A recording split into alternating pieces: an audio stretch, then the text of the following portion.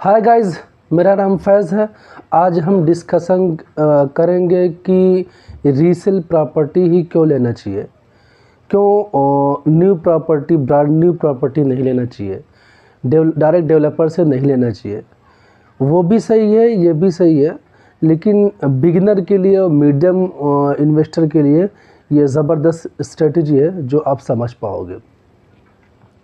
Developer के साथ में आप अगर डील करते हो तो शायद आपको कुछ रेट कम मिल सकता है। थोड़ा सा आपको कन्फ्यूज़न होगा कि कभी कभी कुछ रेट एरिया में कुछ रेट बहुत लेट इंक्रीज़ होता है, क्योंकि वहाँ पे मार्केट उस तरीके से डेवलप नहीं हो पाती।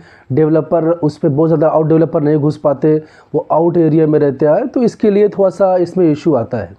तो मैं प्रीफर करूँगा, जो मैं करता हूँ वो रीसेल का प्रॉपर्टी। रीसेल एरिया में करोगे आपको कुछ उसमें बहुत सारे फ़ायदे रहेंगे। आप देख लो, मैं बताता हूँ। पहली बात तो आपको रेट परफेक्ट मिलेगा। रेट परफेक्ट मिलेगा, जैसे कि आपके किसी एक एरिया में 20 बिल्डिंग है, 20 बिल्डिंग बन चुकी है, तो आप 20 बिल्डिंग में जब प्रॉपर्टी ट्राई करोगे बाय करने के लिए, तो उसका एक हिसाब से आप कैलकुलेशन ज़बरदस्त आएगा, क्योंकि आपको 10 जगह 15 जगह देखोगे आप, तो आपको आइडिया आएगा कि भाई इतने ही का भाव है, ये 20-25 लाख का ही भाव है, 50 लाख का भी भाव है, जो भी भाव है मतलब आपको मालूम पड़ेगा। डेवलपर न्यू डेवलपर में क्या होता है कि वो बहुत लेविश बना देंगे, बहुत लग्जरी बना देंगे। उसी एक 1 BHK का 2 BHK का वो लोगों का बहुत ज़्यादा डिफरेंट 75% का डिफरेंट हो जाता है। मैं देखा हूँ, रोड के इस पार है उसका 1 करोड़ है, रोड के उस पार है उसका 80 लाख है। तो इस तरीके से ये आप समझ नहीं पाओगे। तो रीसेल एरिया में रीसेल में जाओगे, आपको परफेक्ट भाव मिलेगा, नंबर 1, क्योंकि आपको भाव में कुछ नहीं कर आपको, कि उस एरिया में जितने प्रॉपर्टी सब बने हुए सब में आप ढूंढ घूम के देख लोगे, आपको लगभग मुझे लगता है कि 95% आपको परफेक्ट मिलेगा। तो ये एक अच्छी चीज़ है। नंबर 2 कि आप रीसेल एरिया में लोगे, वो प्रॉपर्टी 5 साल 10 साल हो गई है वहाँ पे डेवलप होके, तो वहाँ पे मार्केट हो जाती है, वहाँ पे मार्केट सब लग जाता है, सब कुछ वहाँ पे अवेलेबल होता है। नए एरिया में जाओगे कि आपको डेवलपर लेके जाएगा, तो वहाँ पे कुछ मार्केट का व्यवस्था नहीं होता है। तो आप वहाँ पे सब कुछ अच्छे से इमेजिन कर सकते हो वहाँ पे जाके, कि ये भाजी मार्केट है, ये किराना शॉप है, ये मिल्क है, ये हेयर कटिंग सैलून है, सारा आपको सुविधाएँ वहाँ पर मिल जाएगी। ये ज़बरदस्त और नए एरिया में आपको नहीं मालूम पड़ेगा।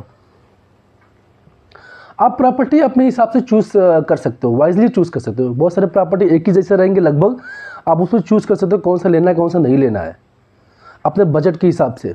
आपका जैसा बजट है, आपका जैसा रिक्वायरमेंट है। और ये सबसे ज़रूरी है कि बिल्डर का, डेवलपर का पेपर वर्क। इसमें आपका बिल्डिंग कंप्लीट हो गया, सोसाइटी बन गई, इसका OC आ गया, सब कुछ कंप्लीट हो गया, तो आपको कुछ दिक्कत ही नहीं है। नए डेवलपर के पास में वो बड़े बड़े बोलते, कभी कभी वो लोग फ्रॉड निकल जाते हैं। फ्रॉड बोले तो फंड नहीं हो पाता उनके पास में, वो प्रोजेक्ट रुक जाता है। कुछ पेपर वर्क, कुछ पैसे भरने का बाकी रहता है गवर्नमेंट के से, तो इसके लिए वो सब टैक्स बाकी रहता है, बहुत सारे पेपर वर्क बाकी रहता है, तो इसकी वजह से उनको OC नहीं मिलता है। OC नहीं मिलेगा तो लोन नहीं मिलेगा आपको, तो वो सब मसला होता है।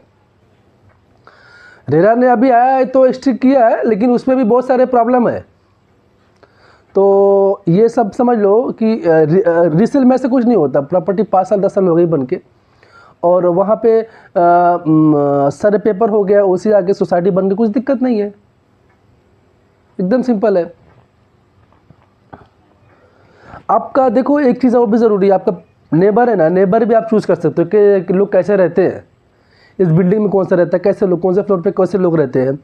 और नए डेवलपर के पास जाओगे तो आपको कुछ मालूम ही नहीं पड़ेगा कौन सा बिल्डिंग मैं आया हूँ पहले, या फिर मेरे बाद वाला कौन सा मेरे बाजू में आएगा, उससे भी असर पड़ता है। नेबर बहुत ज़रूरी है। कभी कभी बहुत लोग किरकिरी लोग रहते हैं, बहुत प्रॉब्लम करते हैं वो लोग, तो वो भी बहुत ज़रूरी है। कनेक्टिविटी सब रहता है कि जब बिल्डिंग बन जाएगी ना, वहाँ से रोड निकल जाएगी, सब सर्विसेज चालू हो जाएंगे वहाँ पे। तो ये एक चीज़ होती है कि नए वाले प्रोजेक्ट में ऐसा नहीं हो पाता है।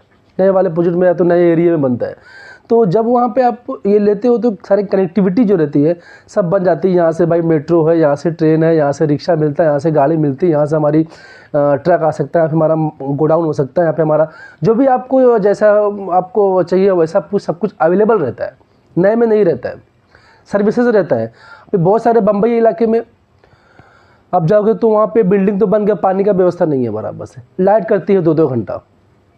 तो नए वाले एरिया में ये सब प्रॉब्लम होती है। जूने वाले एग्जिस्टिंग जहाँ पे रीसेल में है वहाँ पे सब प्रॉब्लम नहीं होती, वहाँ पे सब अवेलेबल हो जाता है 5 से 10 साल में, क्योंकि कोई भी काम करने का मालूम है सब गवर्नमेंट का टाइम लगता है, बट हो जाता है अभी मुंबई में। तो गाइज़ ये हमारा टॉपिक रहा आज का रीसेल का। और कुछ आपको डाउट है, कुछ कमेंट है, आप पूछ सकते हैं। और मिलते हैं फिर अगले वीडियो में, तब तक के लिए बाय बाय।